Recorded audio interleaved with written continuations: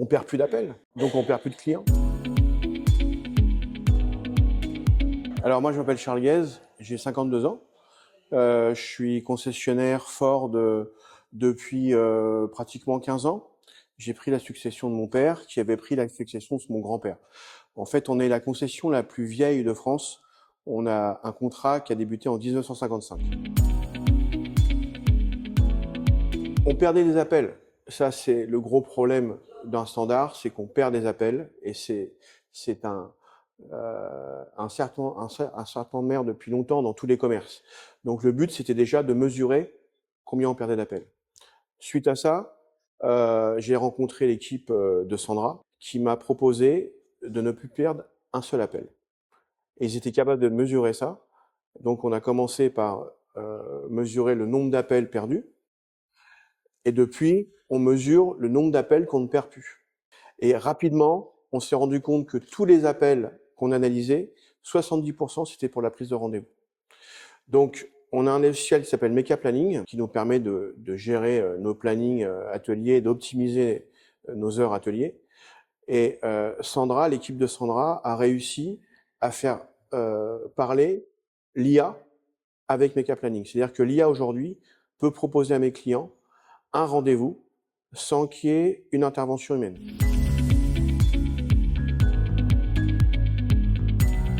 Alors très mal au début, parce que la réaction de ma standardiste a été de dire vous voulez plus de moi. Et le but est de... Alors pareil, hein, on a des gros problèmes de recrutement, on a des gros problèmes pour fidéliser nos salariés. Donc l'idée, c'est de rendre de plus en plus confortable leur job.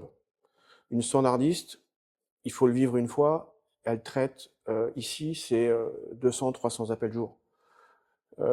Sur 7 heures de travail, elle fait que ça. Et l'idée, c'est d'alléger son travail en traitant un maximum d'appels par l'IA.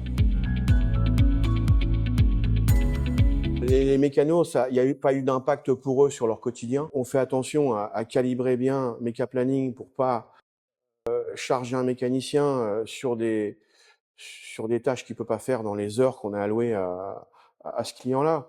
Donc non, mais sinon ça se passe très bien. L'IA restera toujours un outil, et il faut que ça reste un outil. Ceux qui font la différence, c'est l'humain, et c'est mon équipe. Mais l'IA va leur faciliter la vie, va fluidifier les choses, et surtout va leur faciliter leur quotidien. Aujourd'hui, on a une charge énorme de travail administratif, et j'entends bien donner ce travail-là à l'IA. Au début, on avait des clients qui ne supportaient pas de parler de machine.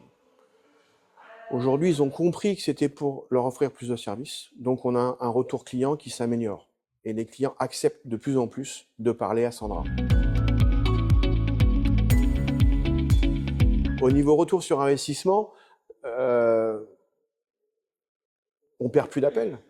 Donc, on perd plus de clients. Le client aujourd'hui, il est sacré, il est rare, hyper rare.